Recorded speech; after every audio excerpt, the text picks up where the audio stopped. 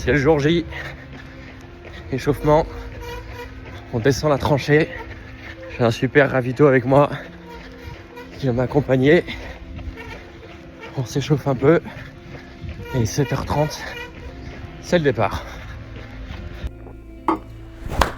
Clap. Bonjour à tous, aujourd'hui on se retrouve pour faire une vidéo débriefing un peu sur tout ce qui a été ce marathon, cette prépa et l'envers du décor du marathon. Au moment où je tourne la vidéo avec vous et que je partage tout ça, on est vendredi et donc ça fait 5 jours que j'ai couru mon premier marathon et c'est seulement le premier jour où je me dis tiens, j'ai plus de courbatures pour vous mettre un peu dans le contexte. Plusieurs parties, on va essayer d'aborder le sujet la prépa avec ce que j'ai pu découvrir pendant cette prépa, une petite partie un peu nutrition, bouffe, sur le rapport à qu'est-ce qu'a représenté cette partie-là pendant cette prépa et pendant la course. Et puis une partie un peu plus la course en elle-même, de manière à pouvoir échanger ensemble.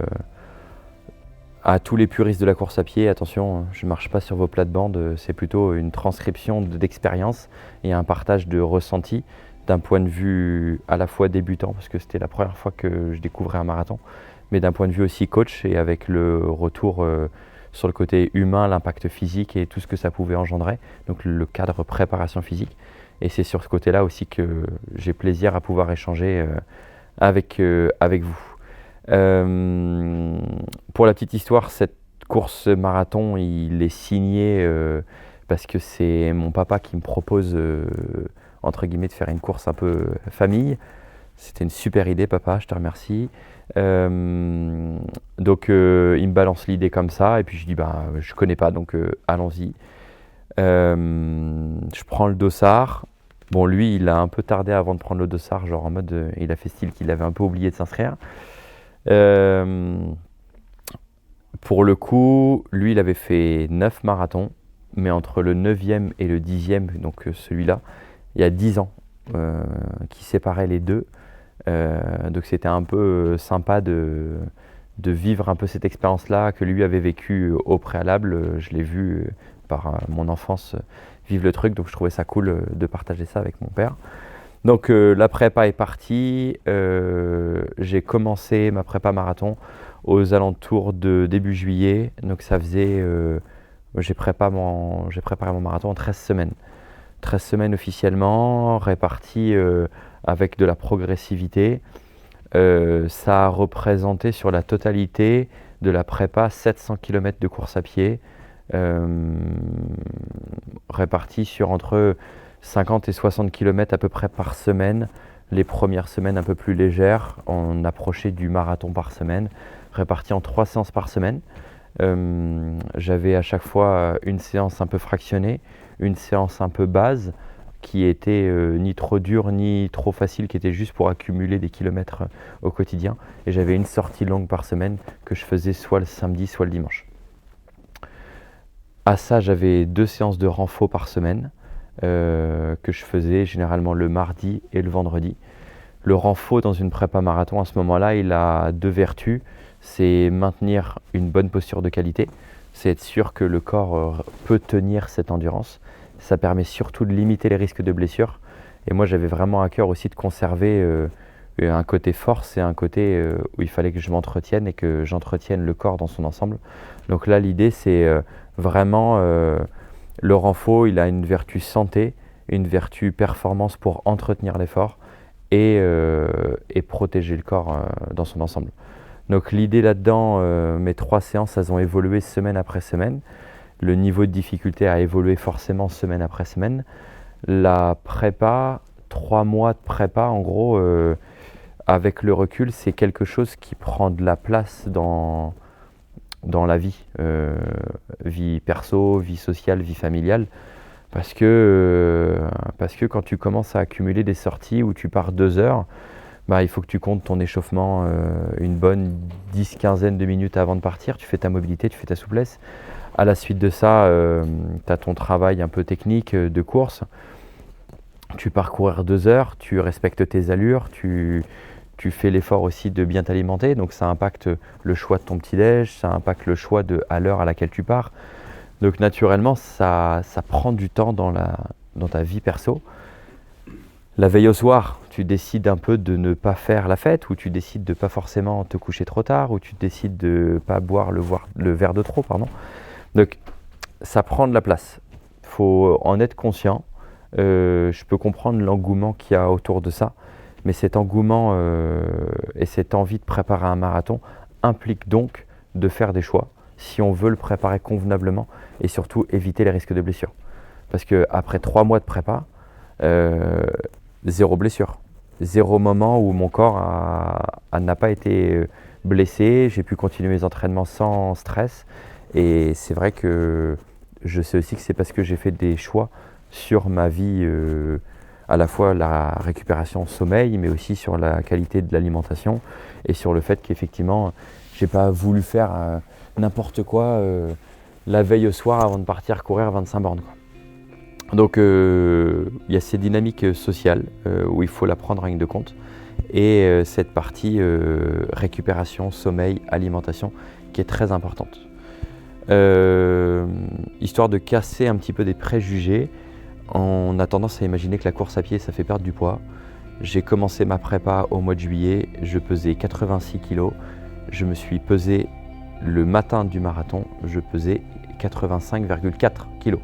Donc au pire, j'ai perdu 600 grammes, mais c'est clairement pas dû à la course à pied, ou du moins j'ai pas eu la sensation de perdre un peu plus de poids. Le corps change, il s'adapte, parce qu'on rentre dans des efforts qu'on appelle des efforts d'endurance, et l'effort d'endurance met en place du coup une consommation d'énergie un peu différente. Donc il faut le prendre en ligne de compte, l'alimentation du quotidien varie un peu si tu veux rester en forme et si tu veux ne pas te blesser. Pour ma part, j'ai couru avec ces chaussures-là pendant toute ma course, donc Adidas Evo SL. J'ai pas changé de chaussures pendant les séances fractionnées ou les séances longues. Je me suis principalement entraîné avec ça. C'était super cool, j'ai vraiment pris plaisir. C'était à la fois très confortable, dynamique et ça m'a permis sans doute de ne pas me blesser parce qu'il y a une empreinte assez large. Concernant un des points importants sur une prépa marathon, le point de vue alimentation, c'est vrai que j'ai eu la chance de pouvoir pas mal échanger avec Olive au club qui lui est bien calé sur le sujet, sur l'alimentation de la course, d'où son expérience. Après, j'ai pas mal échangé aussi avec Flo à Running Conseil et puis potentiellement ceux qui avaient déjà fait des marathons. Mais c'est vrai que sur l'expérience, et si vous décidez d'en faire un, il est très important que dès la prépa, vous pratiquiez le plus possible une alimentation pendant la course, de manière à débloquer des automatismes. La science dit entre 50 et 90 grammes de glucides par heure, une hydratation comprise entre 500 et 750 millilitres d'eau. Donc c'est des données qui sont très vite à prendre en ligne de compte parce que comme ça tu t'entraînes à quel type de support avec lequel tu vas courir. Est-ce que tu prends un sac? Est-ce que tu prends un gilet? Est-ce que tu prends une ceinture? Ou est-ce que tu fais des boucles et du coup tu organises tes ravitaux comme tu peux? Parce que ça va dépendre de ce qu'il y aura le jour J sur le marathon. Donc moi perso, j'ai travaillé beaucoup avec des gels, j'ai travaillé beaucoup avec des pump-pots et des solutions d'hydratation. Je l'ai compris assez tardivement pendant ma prépa, les besoins. J'aurais pu améliorer grandement ma prépa si plus tôt je m'étais mieux supplémenté pendant mes courses. Ça m'aurait permis d'avoir des journées un peu plus convenables après l'effort. Il y a des moments où ça a été très fatigant, les sorties longues à impact, tu étais fatigué avec la semaine, le boulot et tout. Donc c'est vrai que le dimanche, quand tu sors, tu viens de rentrer de ta sortie longue, ta journée elle est vite un peu cassée. Donc c'est des données qui peuvent aider à ne pas trop sombrer. J'ai eu plusieurs courses très belles. En plus c'était pendant mes vacances, donc du coup j'ai pu voyager un peu sur ça. Mais j'ai eu des courses très belles et j'ai eu notamment une course très dure. Il y en a qui le savent, la course que j'avais faite avec Benjamin un samedi midi, ça a été une des épreuves les plus difficiles, déshydraté et en plus hypoglycémie. Donc c'est là où je dis que la supplémentation est très importante et du coup l'hydratation aussi. Les conditions climatiques, la chaleur, la prépa impactent forcément. Donc veillez à votre alimentation, analysez, testez des choses. Si vous n'aimez pas les gels, testez les bars. Si vous n'aimez pas les bars, goûtez des choses. Maintenant, il y a des chewing-gums qui sont à travailler, qui sont bien. Les boissons, travaillez dessus. Mais vraiment, c'est un point très important que vous ne devez pas négliger pour que votre prépa se passe le mieux possible et que votre course puisse être anticipée le mieux possible. Maintenant, un peu plus sur le jour J, la semaine, on va dire, du marathon. La semaine du marathon, 3 jours au début de la semaine, j'ai fait un déficit de glucides de manière à vider mes réserves de glycogène. Et le glycogène, c'est ce qui est votre réserve musculaire, pour parler un peu plus simplement. Et à partir du mercredi, jeudi, là, on augmente les quantités, voire même on les double, de manière à remplir les réserves de glycogène. Et en plus, ce sera du glycogène qui sera tout neuf. Donc les réserves seront toutes neuves, ce qui vous permettra d'utiliser au mieux votre corps pendant l'effort, pendant la course. Une bonne hydratation, du bon sommeil. Et puis en fait, à partir de vendredi, samedi, arrêtez de manger des fibres, comme ça évite de devoir potentiellement aller un petit peu trop aux toilettes et ça vous permet de garder les réserves pour vous.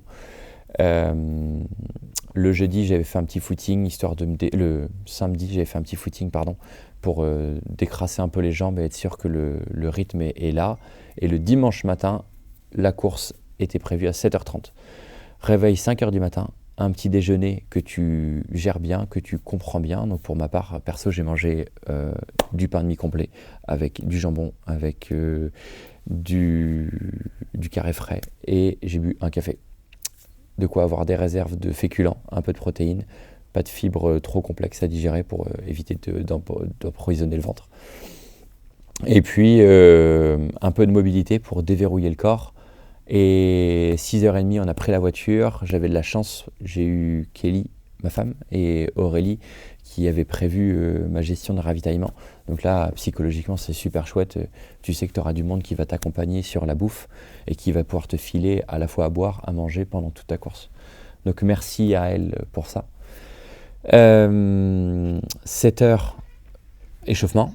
Donc là, j'avais garé ma voiture en haut de la tranchée pour ceux qui connaissent Tours. Je suis descendu en courant jusqu'à la ligne de départ. Donc petite foulée tranquille, histoire d'être sûr d'être bien chaud. 7h30, je rentre dans mon sas. J'avais prévu un marathon entre 3h30 et 3h45. Sur ma prépa, c'était ce que j'avais préparé.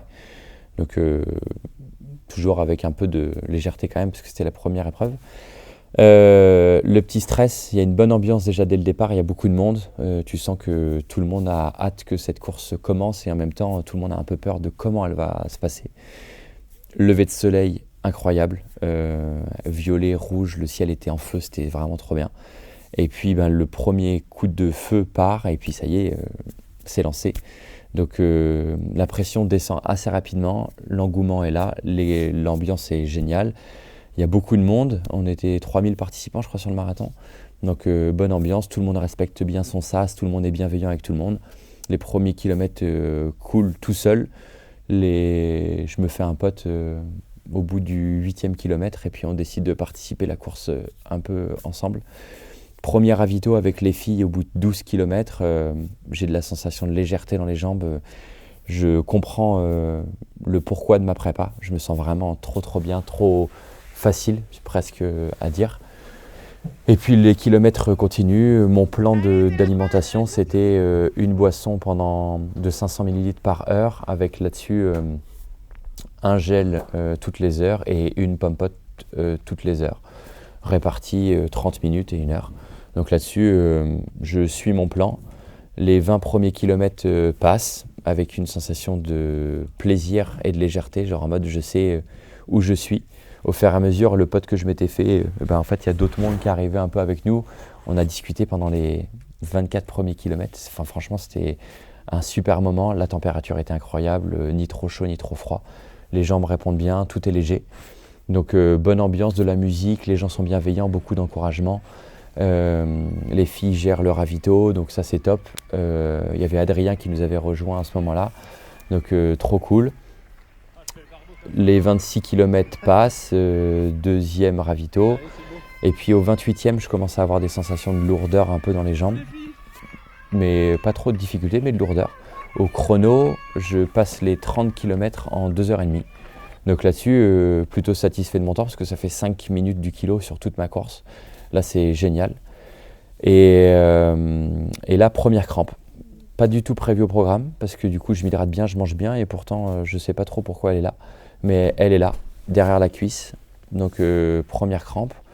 Un petit signal qui me fait un peu, qui m'embête un peu parce que je ne l'avais pas du tout imaginé. Et puis on continue d'avancer, deuxième crampe, troisième crampe. Un peu dur psychologiquement parce que je comprends qu'il y a des choses qui m'arrêtent alors que c'est pas la forme physique. Adrien à ce moment-là, trop gentil, il me dit tiens viens, je vais faire 1 kilomètre avec toi. Et puis en fait il fait pas 1 kilomètre, 2 kilomètres, 3 kilomètres, mais en fait il m'accompagne tout le reste de ma course.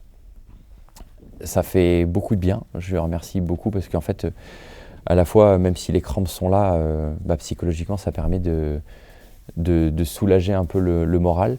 Et puis en fait on finit ensemble kilomètre par kilomètre un peu dans la difficulté par rapport aux crampes, mais pas dans la difficulté de la course à pied. Donc on avance et puis le temps est super beau, les gens, il y a une superbe ambiance encore plus dans la ville, l'engouement est génial. Donc on avance, on finit gentiment, les derniers kilomètres sont durs parce que j'ai une crampe tous les 500 mètres. Donc voilà, je finis le marathon en 4 heures. Frustré sur le chrono parce que je sais que j'ai beaucoup mieux dans les jambes. Mais pas déçu non plus, c'était une première expérience, il en faut forcément une.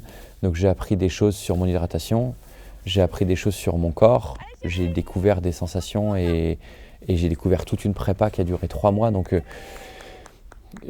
franchement, c'est à vivre au moins une fois parce que du coup, c'est un sport d'endurance qui lui est propre et qui permet de découvrir des capacités à la fois physiques, mentales, qu'on ne sait pas, une résilience toutes les semaines à se dire on va faire la tâche, on va faire la course et puis c'est ok. Donc je ne regrette absolument pas cette prépa de course, je ne regrette absolument pas de l'avoir vécu, ni comment je l'ai vécu, parce que du coup c'est toujours un apprentissage, c'est jamais une frustration, enfin c'est jamais une déception. Maintenant, il y en aura sans doute un autre dans ma vie. Il existe 2 options. Je suis tiré au sort pour le marathon de New York. Parce que c'est qu'un tirage au sort pour le faire. Ou alors, pourquoi pas, je vais tenter de m'inscrire sur le marathon des JO de Los Angeles, uniquement pour vivre un cadre un peu exceptionnel. Non pas juste pour faire un marathon, mais vivre un marathon dans un cadre exceptionnel. Donc c'est pour ça que potentiellement j'aurai le droit à ma revanche et le droit à une nouvelle prépa. Je termine cette vidéo maintenant avec du recul et surtout avec des remerciements. Merci à Kelly, ma femme, qui m'a accompagné pendant ces 3 mois et qui, du coup, elle aussi a été impactée par cette prépa parce que forcément, c'est une organisation et elle a toujours été très compréhensive et elle m'a toujours accompagné là-dessus. Merci à Olive, mon collègue avec qui on a pu échanger, débriefer souvent, qui m'a accompagné, qui m'a beaucoup motivé aussi sur ça. Merci à Aurélie, ma kiné, et mon ami qui a pu m'accompagner pendant toute cette prépa là aussi. Adrien qui m'a accompagné le jour J, c'était génial et je te remercie beaucoup. Merci à tous mes potes qui étaient là après la course parce qu'il fallait festoyer après et on a bien festoyé donc ça c'était cool. Merci à mon papa d'avoir été instigateur un peu de cette course. Merci à Juju qui fait cette vidéo à ce moment-là. Je remercie mes cuisses de m'avoir accompagné pendant cette course et préparez-vous pour les sensations parce qu'un marathon ça laisse des traces mais c'était chouette. Merci beaucoup de votre temps et si vous avez des questions ça me ferait plaisir de pouvoir y répondre. En tout cas la prépa marathon, le marathon c'est chouette, c'est une épreuve mais c'est une belle expérience de vie et je vous souhaite de pouvoir la découvrir de votre côté aussi. En tout cas, si vous avez besoin, avec plaisir d'échanger avec vous, de vous préparer et de vous renforcer, de vous aider à vivre ou à répondre à vos questions. Parce que maintenant, l'expérience nous permet de pouvoir vous aider au mieux possible. Bonne journée!